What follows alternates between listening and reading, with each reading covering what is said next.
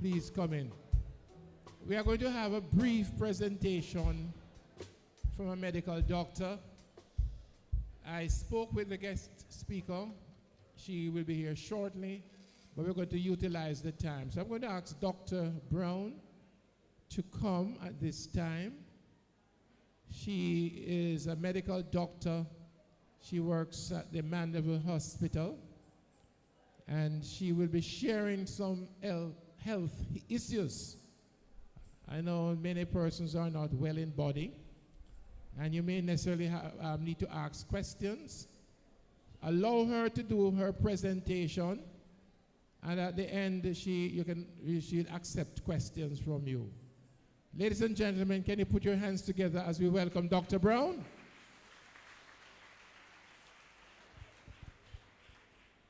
Good afternoon, church. As Bishop said, I am Dr. Kerry Gay Wright Brown. I work at the Mandeville Regional Hospital, and I know that I don't look like much, but I've been in the field for almost 10 years now. So no, I'm not a baby. No, I know that when we come to church, sometimes we don't find the balance between our spiritual health and our physical health. Some of us are depressed. We're all going through a lot. We put on the clothes and we look good, but we're not all together lovely.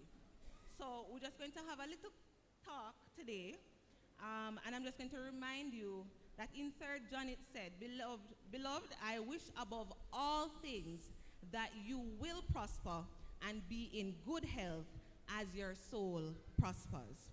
Now the Bible says that our body is his temple. And so we are stewards of his temple. I don't know if you know what steward mean. Anybody know what steward mean? The word steward mean? You have a big position. You're a supervisor. You're a manager, right? It's his temple, but him give you one job, and it's not a little measly job. You are, one of the big exec people. You are supervise. No. So you're the manager. Remember. Now, most of the time we hear temple, we think about, how people look. Whether the skirt tight, whether the pants tight. That is the first thing we think about, the outside. So just imagine with me, we have a nice temple here. Oh, from outside, the lawn is nicely cut. We have beautiful flowers. The lights outside are very nice.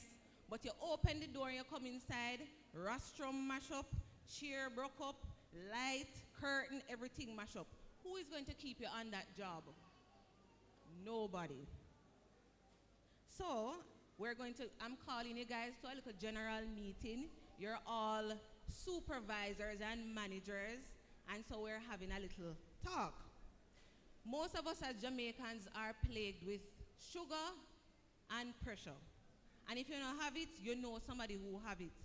And some people who say them not have it has never checked it anyway. So some of them actually really have it. They just don't know. Today, we're just going to touch a little bit on the pressure. That's hypertension. And we say that it's a silent killer. Now, I know people say it, but they probably just don't know what it means to be the silent killer. So some people think if them head hurt them, it means that them pressure high. That is not the truth. Your head could be hurting you and your pressure is normal. And your head could be quite fine and you're jumping and prancing and your pressure is high, right? So it is called the silent killer. And I'm going to hasten to say especially our men. Wives, you know this. Them always think them okay, but men especially tend not to get treated for them sugar and them pressure because they're not going to the doctor in the first place to check. Let us not even go into the prostate territory. Let us stick to the sugar and the pressure for today. Now, a lot of the times when you ask people, you have pressure? Them say, me have a little bit. I don't know what a little bit of pressure is. Because it's either you have the pressure or you don't have the pressure. You take medication?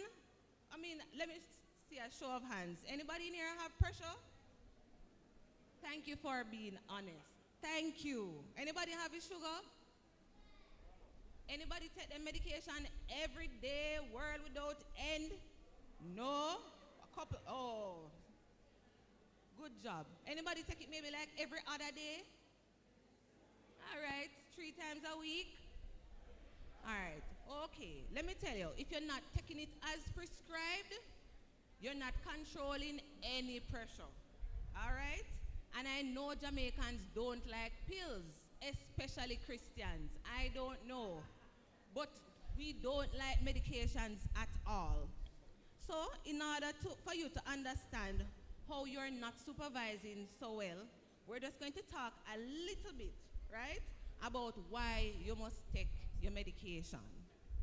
Now, if you're diagnosed with early hypertension, you and your doctor can work out something, and doctor can say, okay, you're going to eat properly, you're going to exercise, and we're not going to put you on any medication, but we're going to check the pressure often and see if you're controlled. The sad thing is, most people never go in early, and so that is not the majority of us at all. And so that car's gone out the gate for most people, sadly. If you are not taking your medications as prescribed, you are a bad supervisor. The longer you are off your medications, and this is why we're going to discuss whether or not you taking it every other day or 3 times a week, it makes sense, it almost makes sense you know about to take it, right? Now the truth of the matter is, imagine you have a tank, you have a pump attached to the tank, and the tank's supposed to supply the house. Now, the pump is made to maintain a certain pressure, right? But over that, what is going to happen if you overwork the pump? It will mash up, it burn up, it's not gonna work out. What is the pump in our bodies? Our heart. Now imagine God made us with a strong, powerful heart, very, very powerful. It can withstand the pressure up to a certain extent, right? And it muscle up and it take the pressure. But after that, the pump is going to mash up. Then you come to church and you're trying to praise the Lord, but you're short of breath, so you have to sit down, hoof a foot swell up, is the pressure. The pressure is affecting your heart. Now, on the pump, somewhere you have a filter. You want to ensure that the dirt don't go into your pipe when you're cooking and so. Now, if you have that the high pressure going through the pipe, what is going to happen to your filter? The little mesh to get rid of the dirt. It'll go black up, it'll go mash up. What is the filter in our bodies? Our kidneys. So first, your heart mash up, or it start mash up, and then you notice, say, you know, them say you have kidney problem. Them do your blood test, your kidney now mash up. So the filter mash up now. And then after that, of course, your delicate little brain up here, so it is not made to withstand a certain amount of pressure either. And then you hear say, somebody get a stroke, you have to be using a stick, you have to be going to therapy. Some people actually never come back to being normal and being able to come to church and worship. It might sound like a lot and it sounds harsh, but just as how we prioritize our prayer and our fasting, that is you being a good supervisor, yes? A part of being a good supervisor is ensuring that you respect both inside and outside of your temple. Now the question that I'm going to ask everybody in here, do we allow just anybody to come on our rostrum and play and prance? Do we play football in church and set up wicket and ball like cricket? No, we don't.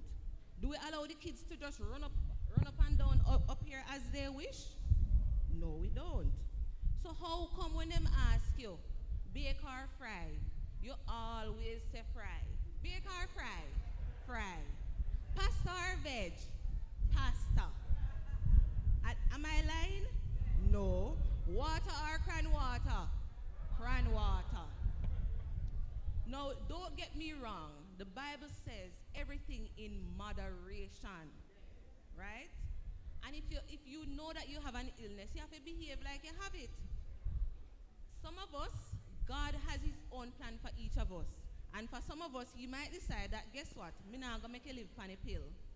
But guess what? You did start off on one pressure pill. You never take it. It mash up your heart. Now you're on 2 pressure pill, 1 hard pill.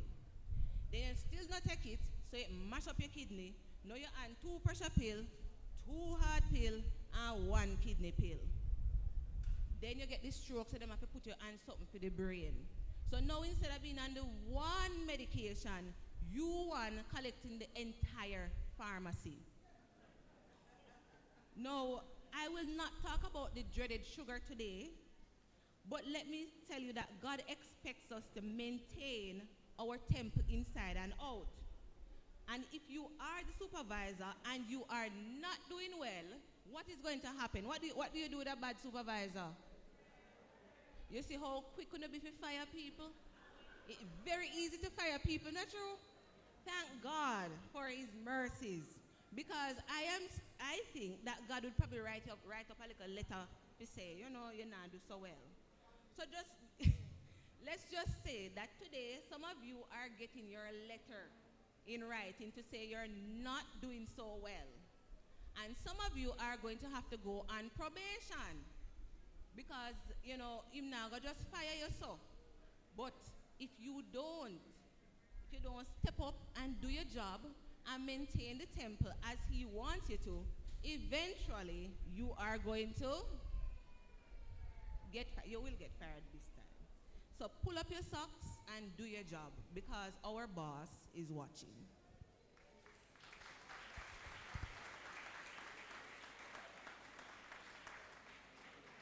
Thank you very much, Dr. Brown, for your presentation. I trust you listened keenly to what she had to say, and you are better able to manage your body. Be a good steward of your body. All right, ladies and gentlemen, brothers and sisters, we are privileged to have with us here Mrs. Gloria Emile Brown, who is an accomplished Jamaican attorney at law and senior partner at the Brown, Finley and Company, a firm specializing in various legal services, including estate planning, property transactions, and land titling. Admitted to the Jamaican bar in 1986, Ms. Brown holds a Bachelor of Laws degree and a certificate in legal education. She furthered her education at a postgraduate diploma in public sector management and an executive master of business administration, MBA, in finance at the University of the West Indies. Ms. Brown's extensive career includes 14 years at the Office of the Registrar of Title. In 2000, she became Jamaica's first land tenure specialist at the Land Administration and Management Program, LAMP, later serving as project director. During her tenure, she played a pivotal role in drafting and passing the Land Tenure Clarification Act, establishing the legal framework for LAMP's operations. Beyond her legal practice, Ms. Brown is deeply involved in community service. She volunteers at the Bethel Baptist Church Legal Aid Clinic, advises students at the University of Technology, and serves on the boards of educational institutions. Additionally, she is a deacon, lay preacher, and founder of the Legal Aid Clinics at local churches. Ms. Brown co-hosts Land Solutions on Power 106, airing Mondays at 2:30 p.m. to 3:30 p.m., providing listeners with insights into land transactions and legal matters. Her firm, Brown, Finley and Company, has offices in Kingston, Spanish Town, and Ocho Rios, offering services in estate planning, property transactions, and alternative dispute resolution. Ms. Brown's dedication to legal excellence and community service has significantly impacted Jamaica's land administration and legal landscape. Brothers and sisters, although at a late notice of invitation, she kindly consented to be with us. I want you to know that this lady has a wealth of knowledge. She has been trained in justice of the peace throughout the length and breadth of Jamaica. She has knowledge that we need to gain from. And so without any further ado, put your hands together as we welcome Miss Gloria Brown, our presenter.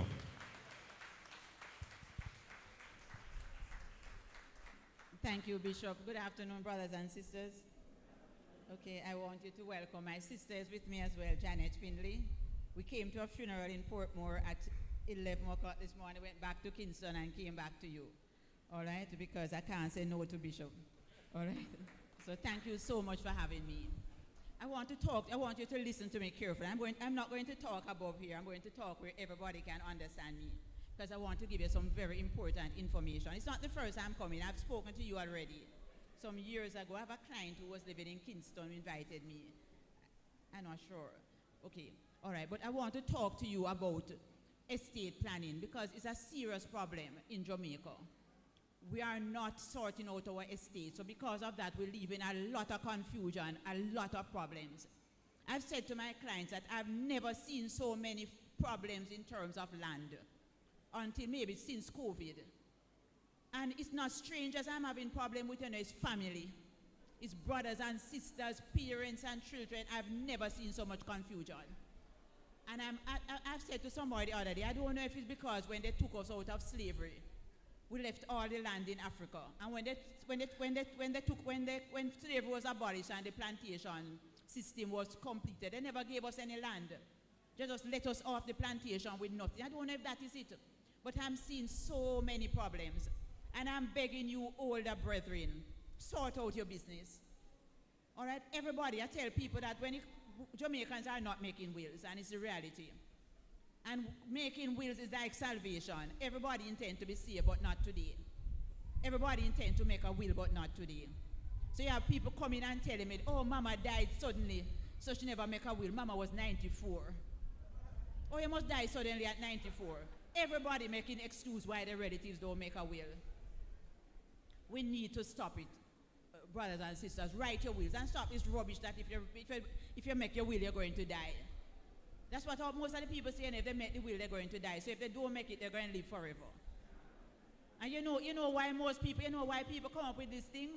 Because most of us wait until we're dying to make the will, and then we say the will kill us. I'm begging you, colleagues, make your will. You don't need a lawyer to make a will. Buy a will form, write it down on an exercise leaf, or make your wills. And that's what I want to start to talk to you about, the wills. The first thing is that the will must be in writing. Everybody can hear me?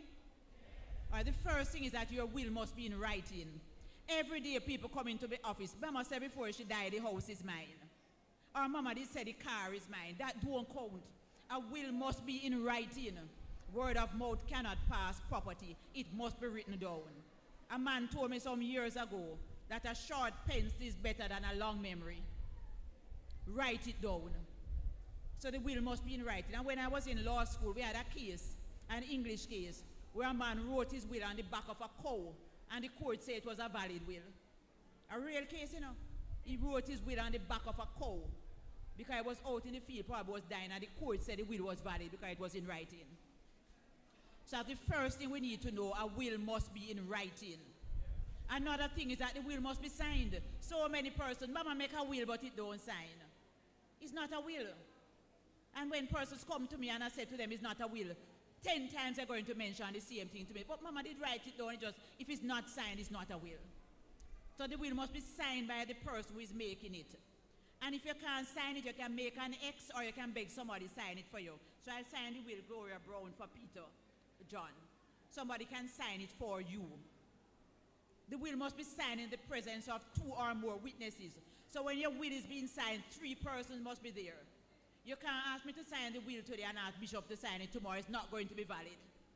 3 persons must be there, you and the 2 witnesses. The witnesses are not to get anything out of your will. So you write the will and you leave the house for me. I'm not going to get the house. Everybody else will get what they must get. The witness or the witness's spouse mustn't get anything. So you ask my husband to witness the will and you leave something for me, I can't get it. The witness or the witness's spouse must not get anything out of the will. So please try and remember that. All right, so I said the will must be in writing, must be signed. When you make a will, you have to appoint executors. Executors are important people. Choose your executors carefully. Because executors can do anything that the testator, anything the dead person could do, executor can do.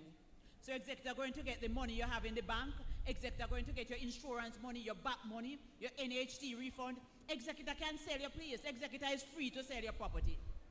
So a lot of time we like to write the will and say the property is not to be sold, but must pass from general. It's against the law to say property not to be sold. And even if you write it that it's not to be sold, what you're going to do? You're dead.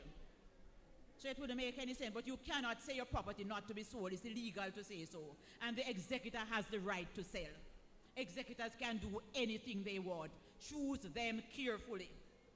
You can have as many as 4 executors. So you can have 1, 2, 3, 4 executors.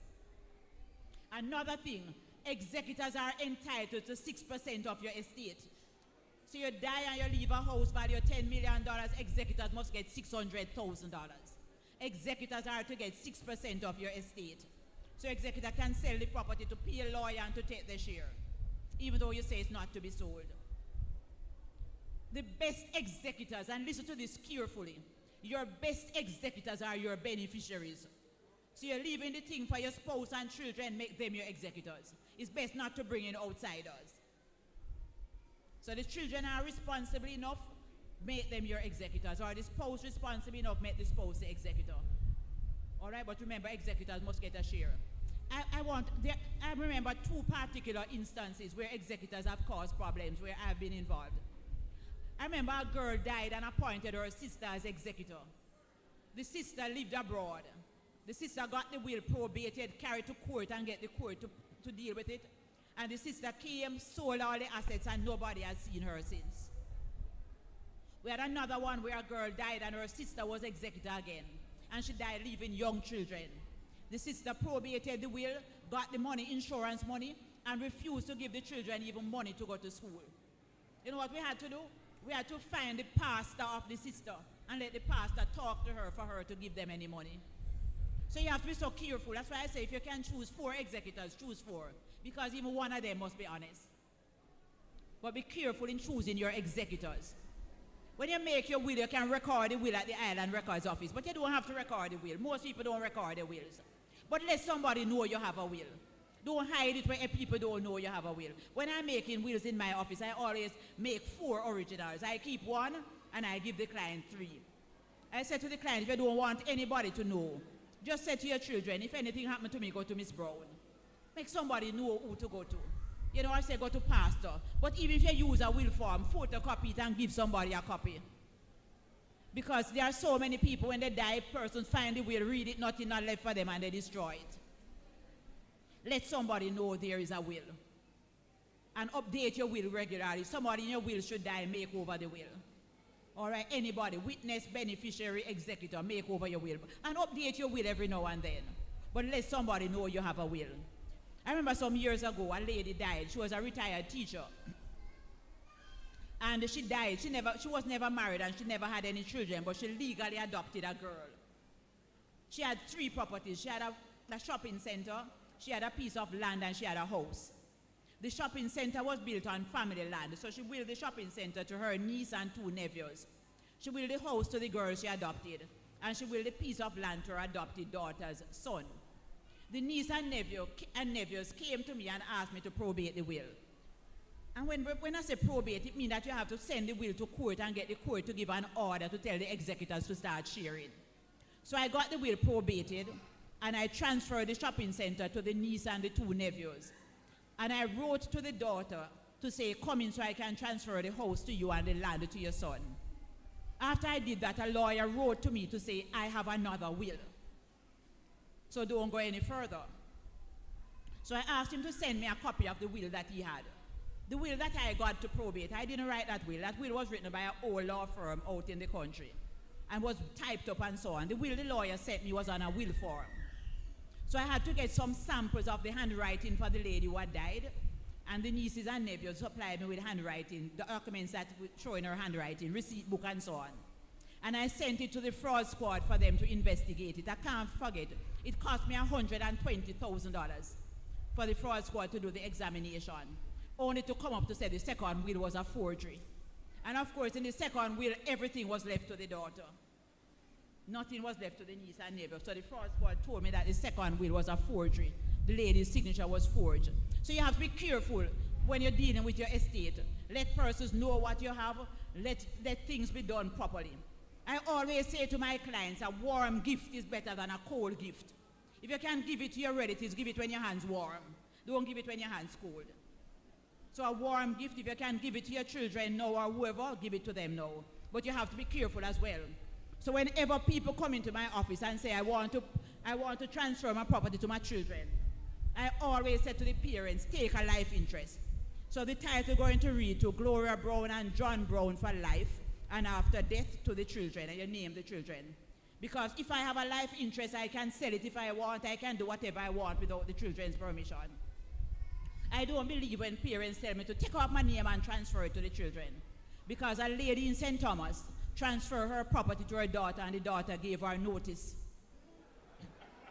All right? So you have to be careful. Because a lot of times, you know, you can trust your children, but sometimes it's who they take up. It's who they form relationship with that influence them. So you have to be very, very, very careful. Another thing I don't believe in is when parents come and say, add one child to the title. The first thing I'm going to ask the parents, how many children you have? Oh, I have 4, you know, but this one I can rely on that one. Not a good idea. I see too many persons add one child and want to add the others now, and that child say no. Or, you know, I usually say to the parents, all right, you want to add that one, but if anything happened to you and anything happened to that child, it's going to go to that child's spouse and children only. That's when they realize what is happening. If you can't add all of them, then make a will and will it to everybody. But be very, very careful. Remember, I say you can put your will in and records office, but it's not necessary. Just let somebody know you have a will. And I beg of you, ladies and gentlemen, don't wait to sort out the land problem, because a lot of the land problem we have not can sort out in our lifetime. The land is yours, make the will still. Make the will and then sort out. All right, but don't wait. So that's what I want to talk to you about, the wills. But what happens if you don't make a will? Which is what most Jamaicans. I heard Minister Delroy Chuck said the other day that they're going to have to pass some law to force Jamaicans to make wills, because Jamaicans are not making wills and creating a lot of problems. But what happens if you don't make a will? If you don't make a will, the law has written a will for you. And young people, I want you to listen, because most of you need to get the advice now before you make the mistakes. If you don't write a will, the law says what is to happen to your assets. If you don't make a will and you have a spouse, remember your spouse is your husband or your wife, or the spouse is a single man living with a single woman for 5 years. So if you're in a common law relationship with somebody for 5 years and both of you are single, that person is your spouse, just as if you are married. All right? So the law says if you die without a will and you have a spouse, your spouse is to get all your personal estate. Personal estate means your clothes, the jewelry, the car, the computer, the gun, all of those things the spouse must get.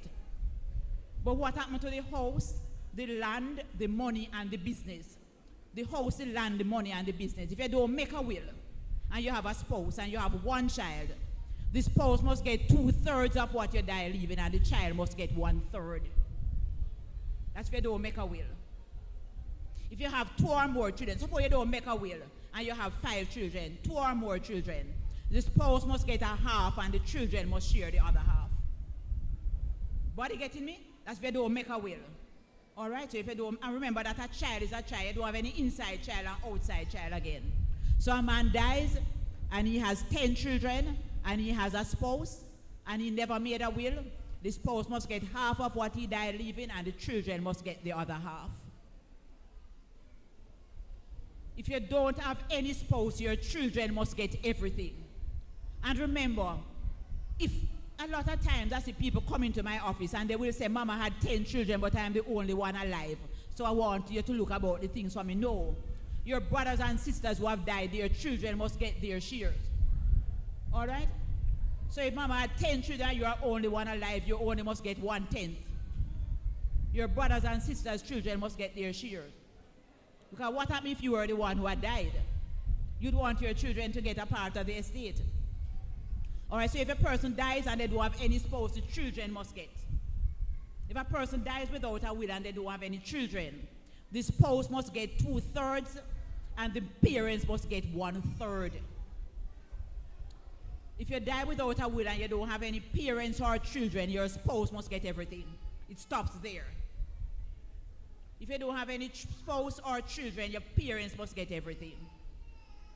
If you die without a will and you don't have spouse, children, or parents, your brothers and sisters of the full blood, those are same mother and same father, must get what you have. If you don't have any of those, then the half brothers and sisters must get it. If none of those relatives, your grandparents must get what you die leaving. If you don't have any grandparents, then your uncles and aunts of the full blood, that's your mother and father, full brothers and sisters must get it. Then if you don't have any of those, your half uncles and aunts must get it. If you don't have any of those, if you don't have spouse, children, parents, brothers and sisters, grandparents, uncles and aunts, the government must get what you die leaving. All right? At least I know you're listening. All right? All right. So there's nothing for the nieces and nephews, nothing for the cousins, nothing for the child who you adopt and raise. So you see why you should make the will? Because I see so much injustice. You know, I've seen so much injustice. You know, I've seen some persons come into the office, come from foreign to come claim some things because they are uncles and aunts, and the person raise a child who look after them, who bury them, who care them in their old age, and nothing. Nothing. You know, another thing I need to remind you, please, especially young people, marriage revokes a will. Marriage kills your will. Little girl down the back, little one down the back, in the glasses.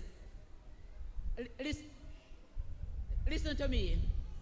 I'll tell you some things I want you to go and tell your friends tomorrow, so listen. All right. You're in the glasses.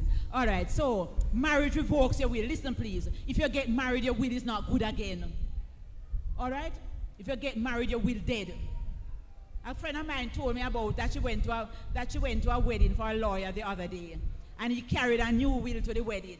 And after the ceremony, he got people to sign it up for him, because he knew that if he died on the honeymoon, he would have died without a will. As soon as you get married, your will that you had before is dead. You have to make a will after you're married. I remember some years ago, a lady came to me. I was doing legal aid at Philippa Baptist Church in Spanish Town. And she came to me and she was very distressed because she had got married to a man who was a return resident from England. And he was ill for a long time, and she looked after him. And she said at the funeral, the neighbors came and told her that he had willed his 2 houses to them. I asked her to ask the neighbors to give me a copy of the will. And the neighbors were really decent people. So they gave me a copy of the will, and when I started talking to her, I realized she had got married after that will. So the will was dead. So the man died without a will. So she was able to benefit. And even just the other day, the same thing happened to me in my office. A lady came for me to probate her brother's will. And in the discussion, I realized the brother had got married afterwards. So the sister, I had to say to the sister, I'm really sorry, but what the brother will for you is no longer yours. He died without a will. He's going to go to the wife, the new wife, and the one child. So the new wife gets 2/3 and the child gets 1/3. And the sister was so happy that everything was willed to her. There's nothing for her to get. Marriage revokes your will. Marriage kills your will. You have to make a will after you get married again. That's something I wanted to remember. And I want to tell you some little things that I've seen. I remember some years ago, a lady came to me. She had a son who was a policeman. I can't forget, he died at age 23 in an accident while he was on the job. And she told me that from she got pregnant, she never saw the man again. And the young man was 23, never made a will. So therefore, and he never had a child, and he was never married. So therefore, his parents. When you die without a will, we have to advertise the estate. And you see it in the Tuesday and Thursday papers. Every Tuesday and Thursday, you see the advertisements. You can't take me, please. I don't allow taping, please. I have copyright on this. So please, yes. All right. Yes. So what happened is that when she told me that as I said before, she never saw the man from she was pregnant and the boy was 23. So when I advertised the estate, a lawyer wrote to me to say I represent the father. And when I wrote to the Ministry of Justice, they said that the estate, he was entitled to $8 million. I can't forget, because he died on the job. So the father had to get $4 million and the mother $4 million, because he died without a will and his parents who have to benefit, because he never had spouse and children. I had another situation where a young girl came to me. She was married to a policeman as well, and he died on the job. He had a house and so on. And he got married. She was just married to him for a year, and he died. So she came for me to represent her. And afterwards, the mother came and saw me, even though the mother was not my client. And, it's one of the cases that really, that I really felt bad about. Because I felt bad to know that I have to be giving this young girl 2/3 of everything he died leaving. She was just married for a year. She gone abroad to live now. And the mother was so broken, and knows just 1/3 she's entitled to. It felt a little unfair to me. A little unfair to me. I don't want to talk anything in Bishop's church that Bishop don't sanction. But ladies and gentlemen, I want to remember that separation is not divorce. So you don't make the will, and you're on the gentleman part for how many years? When you die, it's going to be the lady, they're going to be the loving spouse, and you don't make the will, they're still entitled, even though you have been separated for 50 years. Because it's still your spouse. There's a man who was a security guard friend of mine. I used to see him every morning. And I saw him one Monday morning, and he was looking a little bit. He wasn't his usual jovial self. I'm going to call him Mr. James. And I said to him, Mr. James, what happened? He said, Miss Brown, disgrace in the family. He said, Miss Brown, my auntie died. They live in rural St. Andrew. And he said, Miss Brown, the funeral was supposed to be downtown. And the whole family will come with bus and we cook and everything. And we came to the church downtown Saturday morning. And there was no hearse in the churchyard. There was no casket in the church. And he said, when they called the funeral home said, auntie's husband, who she separated from for 30 odd years and live abroad, had come out and went to the funeral parlor and told them that he heard that auntie has insurance. And until him hear more about the insurance, she's not to be buried. They couldn't do anything. She never made a will and give any executors. She wasn't divorced. It was still her husband. He's in charge. And when the husband in charge or the wife, and men, it's just that it's easy to say husband, but everything I say for man is the same thing for women. All right, so ladies, when you don't put yourself together, you don't put and gentlemen, talk to gentlemen, when you don't put your estate together and make your will and put your things in order, the lady knows her mother don't like you, so she'll bury you beside her. All right, because she's in charge. I've known people who decide, say they want to. We had a friend of ours whose mother died, and the relationship was bad because the children side with the mother. And you know what the father do? The father says she is to be cremated because he knows she don't want cremation. He knows the children won't want cremation, so he decided to spite them. He was in charge, even though they separate. So we have to put our things together. Because guess what? I was just discussing this morning, coming over with my sister. I don't know what has happened to Jamaicans, but every time somebody dead, there's a conflict. So we don't get any time to grieve. Because even when Mama dead at 100, somebody kill her. Pure conflict. Everybody says, me have the funeral order, so it's me in charge. If somebody have the funeral order, all you can go down RGD and get 10 birth certificate or a death certificate or 100. So the burial order don't mean anything. But we have to stop this conflict. A lot of the murders is because of land, you know.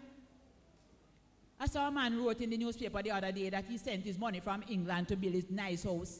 And he has got a message from the relatives to say, if you never come over here, come put him foot in that house, they're going to kill him. And I say that to say to you, do not build on family land unless you're building family house. All right, gentlemen, don't make any lady tell you, say, Mama, give me a house spot, so we're going to build. As soon as the wife dies or as soon as the relationship breaks down, they're going to tell you, say, it's not their land, it's grandfather's land. Do not allow it. All right, I see too much of it. I have a client, one of my really close clients. His father gave him a little piece of land to build on. And he built the house. And you know, I understand why Cain killed Abel, you know. It's something in bad mind. I mean, you know how many, you know what the father said, he gave the boy the piece of land, you know, on his land, and the guy built a house. You know what the young man said to me? He said, Miss Brown, sometime when I build in the house, it's 10 blocks I put in my car trunk and drive, because that's what I could buy. And now daddy same house too big and give him notice. We had to go to court for the court to give an order that he is to occupy his house. It is so, I said to my clients, no matter who give you a piece of land, do not put up one piece of block, one block or a piece of steel on it unless you have a title in your name. And ladies, especially ladies, 2025 foolish people stop make. All right? Please, stop. Stop. I don't know if any of you are not going to talk Banton song in Pastor Church. The older people know this song. That says she ugly, yes, but she wearing an expensive dress. Every time I take a good look in her face, I see her bank book. Ladies, love is not for sale. I have too many men coming to my office. They married last year and I come to tell me say they want half of the wife house because they know about the rules. All right? So every time they take a good look in your face, them see your bank book. All right? Yeah, what the song says, she ugly, yes, but she wearing an expensive dress. I'm seeing too much of it. All right? We have a law in Jamaica called the Property Rights of Spouses Act. Listen carefully, men and women. It's called the Property Rights of Spouses Act. It says if you own a house and your spouse come to live in there with you, half belong to the spouse. And don't come and tell me, say, Miss Brown, the man did come see me in my house or the woman did come see me. As long as the house is in your name alone and your spouse lives in there with you, half of it belongs to the spouse. All right? Oh, what I say to my clients, listen, young people. Listen. What I say to my clients, if you don't want that to happen, when you're buying the house, buy it in you and your mother name or you and your sister name, because the property has to be in your name alone for the spouse to claim a half. So if I have a house with me and my sister and I move my husband in there, you can't claim a half because it's not in my name alone. Or you can do a prenuptial agreement. Before you get married, you make an agreement to say what I bring in the marriage is mine, what you bring is yours, what we acquire together we will share. You can do that as well. Or it's not too late, you can do a post-nuptial agreement. You can even do the agreement after you're married. Or what you can do, you have your house and you're getting married. Don't live in the house. Rent it out and go and live in rent house with the lady. Because as long as you live in your house. But a lot of us say, me have to live here so because my neighbor's string plant under the mango tree there might not be a good idea. You also have another law, and I soon finish. You also have another law called the Inheritance Act. Under that law, if somebody makes, okay, in Jamaica, we have something called freedom of testamentary disposition. You are free to will your thing. You don't have to will anything to your spouse or your children. You can will it to your church, to your neighbor, to your friend, your brothers. You don't have to leave anything for anybody. But under the Inheritance Act, after you die, somebody can go to court and say, my mother died and left nothing for me. And the court can change the will after you have died. They won't just get up and change your will. They will look to see what you died leaving, why you never leave anything for the person, and what the person has for themselves. So when persons come to me and say, Miss Brown, I want you to make a will and not leave nothing for my wife, I say, why? And they tell me. So I say, no, I leave $1 for my wife because she's so wicked. Put something in the will. Put something that they're going to be reluctant to go to court. Don't make them go to court and tell the judge, say, you have Alzheimer, I never remember them. Put something in the will. All right? Or dispose of it while you're alive. Another thing, take care of your old relatives. I see so many people come into my office with millions of dollars and don't know who to will it to. Because relatives have neglected them. I've had 3 instances where children, mama died, daddy left out here, and it's always daddy. Daddy left here, children are abroad, they get somebody to look after daddy, daddy dies, they come to the funeral, and the caregiver tell them, say, them and daddy married.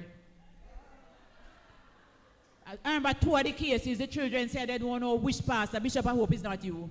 They said they don't know which pastor could marry daddy because daddy have Alzheimer's for years. All right? So be careful, look after your relatives and watch what is happening.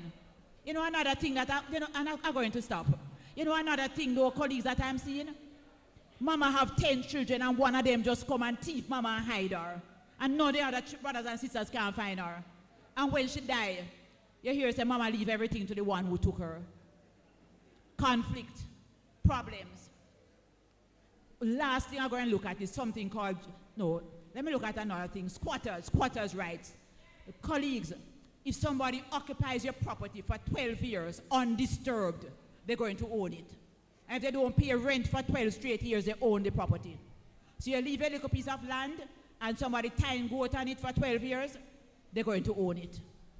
Or somebody on it and you give them notice and they don't come out, after 12 years, they're going to own it.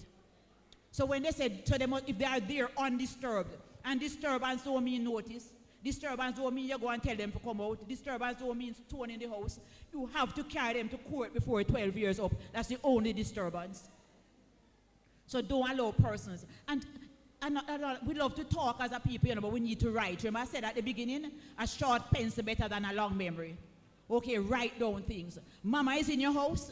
Mama is occupying your house because you're going abroad. Make mama sign something. Mama not going to steal your house, But if mama died, your brothers and sisters going to say mama has squatters' rights, so the house belongs to all of them. I've seen it. Anybody in your house, a lot of us say we leave a man in the country to look after the land and tell him to pay the taxes. It's you're giving away your land. And another thing, please, taxes don't mean anything. And I want to say to all that you hear, every day I hear, Miss Brown is me paying the tax don't mean nothing. So you leave the house in country, and you pay the tax every year, and I break in the house and live in it after 12 years, it's mine. It's not tax that counts, it's occupation. So you pay the tax every year, who is on your land? I'm glad when you pay the tax every year, because when I'm ready to cancel your title, I don't have any tax to pay up already. So stop, watch the tax and look at who is on your land. And the last thing, you have something called, when you're buying property, you can be joint tenants or tenants in common. Joint tenant is like a joint account. Whoever lives the longest are the longer going to own it. So Bishop and I buy a property as joint tenants, and I die going to go to Bishop, even though I will it to my son. When you are joint tenants, the survivor will get it. And I see it all the time. Children come, daddy and mama buy a property, mama die, daddy married again, daddy put the new wife on the title, daddy die, the children come and the new wife said, don't even come to the gate. They were joint tenants, so it was daddy's own. So look at the tenancy when you're buying property. If you don't want to be joint tenants, you can be tenants in common. When people are tenants in common, so Bishop and I buy a property as tenants in common. When I die, he doesn't get my share. I will my share to who I want to will it to, and if I don't make any will it, go to the table at home, spouse, children, brothers, sisters, etc., whoever is next in line. So a lot of time we need to choose tenants in common. So we can will our share to whoever we want. Joint tenant might not be the best. I remember when I said, even though you are joint tenants, you must still put it in the will. So the will going to say, if my husband should die before me, I give the property too. Because if he dies before me, I'm going to own it. But if I die last, nothing to will. And remember, if two people die at the same time, the law said the younger one died last. All right, so two of us, my husband and I, are joint tenants on a property. God forbid we have an accident and the police come and don't know who died first. Because I am the younger one, the property is going to go into my estate because the law is going to say I died last. Last story I'm going to tell, two last stories. There's a friend of mine whose aunt, I knew the aunt very well, the grand aunt died. And she never made a will. She had expensive property in Kingston. And what happened is that, when she died, she was never married, she never had any child, but she had brothers and sisters who lived abroad. This one was 80-year-old, a retired teacher. And I wasn't the one doing the estate. When the lawyers advertised the estate, another lawyer wrote to the lawyers to say, I represent the spouse. Remember, me tell you, this woman is an upstanding woman in our church, 80 years old, When they asked question, the man who come forward was 40 years old. And the man who was the caretaker, would the lady have helping her? Them asked him what evidence he have that he is spouse. Him say sometime when she going to church, he give him a little kiss. So a lot of you are spouse and don't know, you know. So fix up your business. Fix up your business. And the last thing I'm going to, last thing. I know when Bishop preaching sometime about 10 last points, right? The last thing now, I'm going to tell you about a Jamaican case called Wills and Wills. Okay, and it's a true Jamaican case. Remember I said, listen to what I said, two things. Remember I told you that when people are joint tenants, the survivor are going to get it. And I told you about squatters' rights. When somebody occupy your property for 12 years undisturbed, they're going to own it. Mr. and Mrs. Wills owned 2 properties in Kingston as joint tenants. The marriage broke down and Mrs. Wills went abroad to live. Mr. Wills divorced her and got married to Mrs. Wills number 2. Mrs. Wills number 1 stayed abroad and heard that Mr. Wills had died. So she came out here to claim her properties because she was the survivor. Mrs. Wills number 2 said, you're not getting these properties. And she took it to the Supreme Court. The Supreme Court said that the properties belonged to Mrs. Wills number 1 because she was the surviving joint tenant. Mrs. Wills number 2 wasn't satisfied, so she took it to the Court of Appeal. And the Court of Appeal said the same thing. Mrs. Wills number 1 is the surviving joint tenant, so she owns it. Mrs. Wills number 2 took it to the Privy Council. Okay, and the lawyer who took it to the Privy Council is one of my batchmates, a girl named Ingrid Clark. The Privy Council said Mrs. Wills number 1 had not come back to Jamaica for more than 12 years. So she had abandoned her interest in the property. So therefore, when Mr. Wills died, the properties belonged to him. He never made a will. And he had some children. So therefore, because he never made a will, half of the properties went to Mrs. Wills number 2, and the other half went to Mr. Wills' children. So therefore, ladies and gentlemen, do not, when the marriage breaks down, or if the marriage should break down, don't just walk away and say, I'm leaving him to God, or I'm leaving her to God. Do something about it. Go there even now and then and paint the house purple, but exercise some amount of interest. Thank you very much.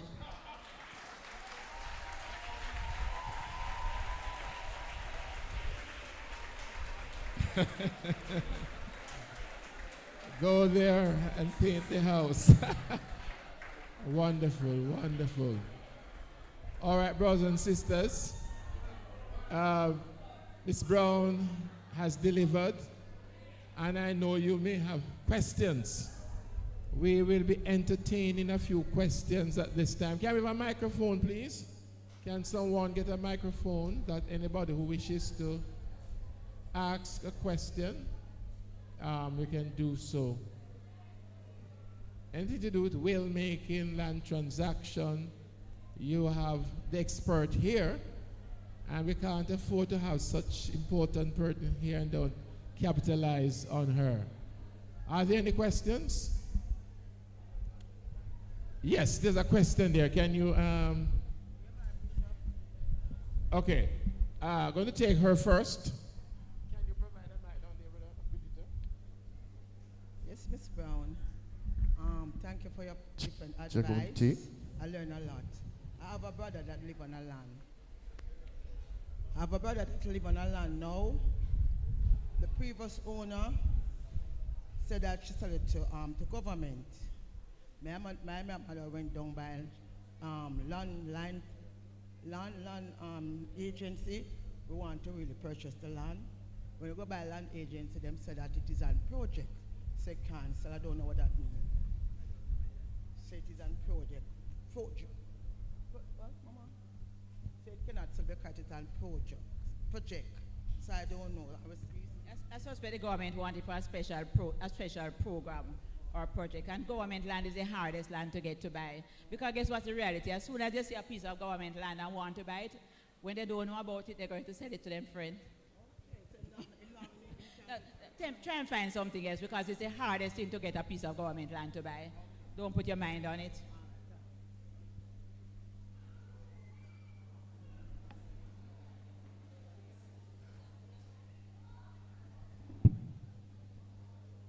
Yeah, my question is, suppose you have a husband and you and the husband marry for about 6 years before you buy a piece of land, or before you make something and you pay for the piece of land.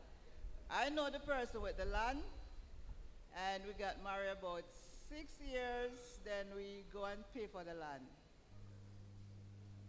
Behind me, he go and put his daughter as joint tenancy, and I did not know.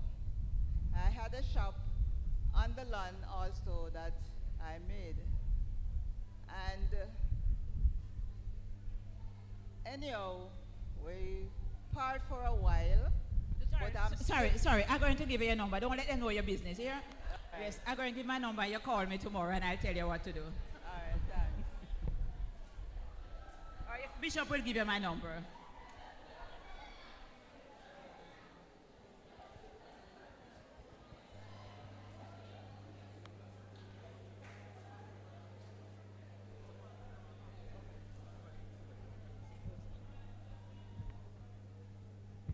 Good afternoon, everyone. Yes, I don't know if you had mentioned anything pertaining to this before I came in, but I would like to ask you, what is the purpose of transfer of possession of land document? It's a pink paper. It's a pink paper, right? That's just to put somebody on the tax roll. That's just to put your name on the tax roll. Yes, but that's not important. As I said, you know, a lot of time we pay a lot of emphasis on taxes. Try and get your name on the title. And anybody here with a piece of land, you have a little piece of land, survey it. And if you contact me, I will help Bishop to get you a title. All right? We get a title. All right? Titles are important because we have something in Jamaica now called a land grab, you know. People rise everywhere you look, is a high rise going up. People are stealing people's land. A lady in Havendale called me the other day. The lady lived in her house, you know, and she said a realtor came and gave her notice. Somebody has acquired her title by squatters' rights, even though she lived in her house, you know. Somebody fraudulently canceled her title, said they have occupied it for 12 years. Be careful. Be careful. Okay, and you know, the people with the worst set of problems, church. The churches in Jamaica are a mess.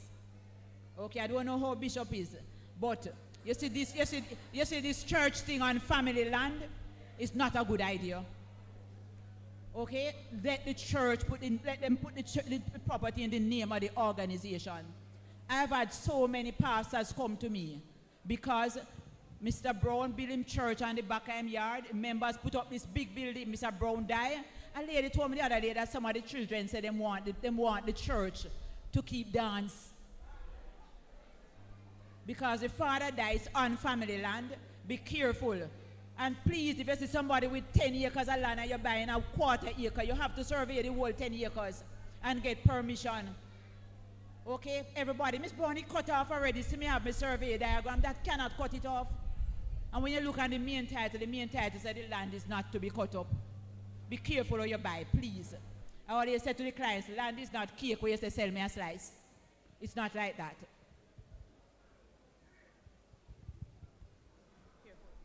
Where's Jason? Somebody has died and left a house, piece of land, and will it to you. What is the next step? All right, somebody died, they left a will the property to you. So what we're going to know is what we call probate. So you're going to take the will and 2 death certificates and the title to a lawyer. The lawyer is going to prepare some papers for the executors to sign and the witnesses and put it in the court. And wait on the court to sign a paper called probate. When that is signed, then the executor can go and transfer the property to the beneficiaries. If you don't make a will, then we have to apply for letters of administration. All right, so letters of administration is what happens when you don't make a will. So when you don't make a will, if you have, remember the table I said, when you don't make a will, the spouse has to apply for letters of administration. If there's no spouse, then it's going to be the children or the parents or the brothers and sisters, depending on who is in line. So letters of administration is like the probate, same documentation you prepare, but you want the court to sign a paper called letters of administration, and then the person who administers the estate will start sharing up. If there's a spouse, the spouse is the one who must administer. If there's no spouse, then the children, any one or two of the children can apply. In terms of getting title for a property, is there any specific size that you cannot get a title for? All right, good question. I always say to my clients, if the surveyor will survey it, I will title it. So if it's big like my hand, I will title it. The problem is when you just buy the land though, and you have to apply to the parish council might say the land is too small. But if you have had it for more than 7 years, I will title it for you. And there's a special law called the Special Provisions Act of 2005, and it applies to Portmore now. So if you want to add your children to your title in Portmore and so on, you don't have to pay the 2% transfer tax. All right, but if the land is small like my hand, I will title it, especially if you live on it. Okay, and you can put 1 million people on your title. So there's no limit to the number of persons, there's no limit to the size. What if I need to get Pastor Brown's title? Can I apply for it? A title is a public document. So you can go if you want to know where Pastor Brown lives and how much he pay for his property as long as you have his address. You're just going to title office, pay $1,000, a public document, and you'll get a copy. If you know the title number, you just pay $500. So all titles are public documents.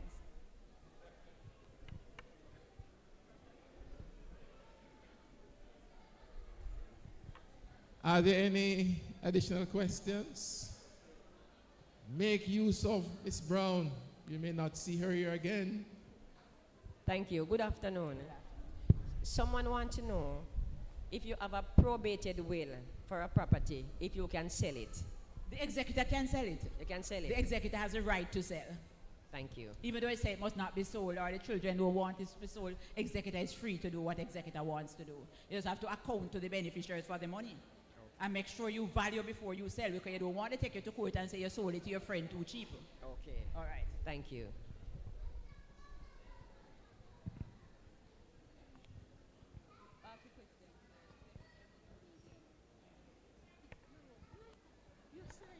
That's it, Bishop.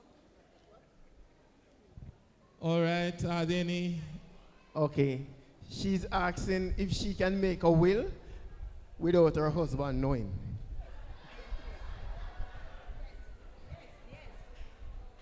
Yes, a will is your own private matter. Yes, you can will it to your boyfriend.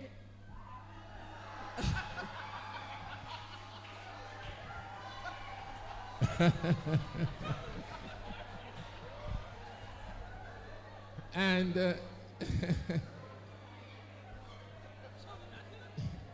Mrs. Brown, although you have your spouse, you cannot have one will for both persons. It must be individual.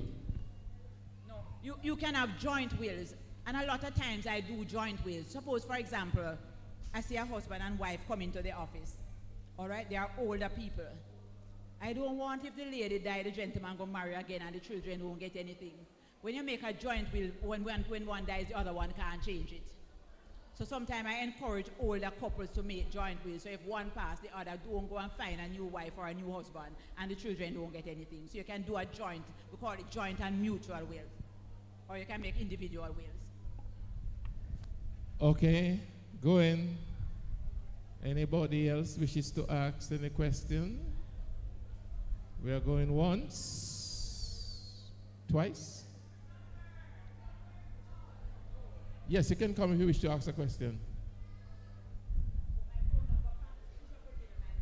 Yeah, yes, I will give you the number shortly for those persons who wish to. She's on radio every Monday at 2:30, Power 106. If not, you have Miss Finley, who deputizes for her when she's not. Okay, we have someone to say thanks and give a gift. Give her a round of applause, please. Just wait. We're inviting the person who is going to make the presentation, Sister Sharp. The person with the gift. Where? It's around there. It's around there. Just okay. I just walk around that side. It's there. Let me on your behalf express sincere thanks to Miss Brown for coming and sharing with us in such a wonderful way. I think we all gleaned some knowledge. Put your hands together for her. She knows it in and out. Anything to do with estate planning, Miss Brown. She's knowledgeable, and I'm happy that she was able to respond to our invitation, though late and a short notice. She really turned up, and want to say thanks. Now, Sister Sharp is coming to hand her a token to express our love and appreciation. She's coming. Yes, yes, yes, yes, she's coming. That's the good.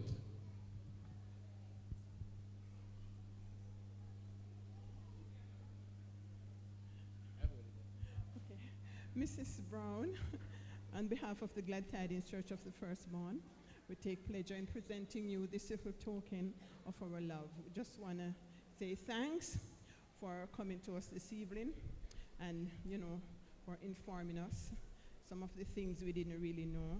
So we are well educated on some of the things that we are supposed to know. So God bless you, my dear, and you have a safe journey home.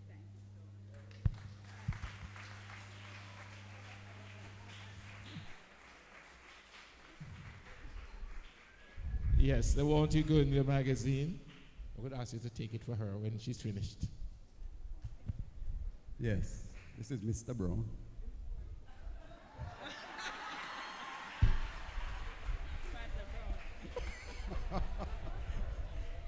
All right. My married name is Mills. Your married name is Mills. So you're my sister. Okay.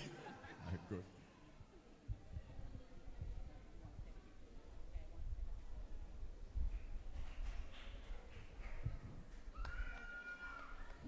Is it cracked? All right, thank you much. Could you accompany her to the car? Thank you, thank you. All the best. Thanks, everybody.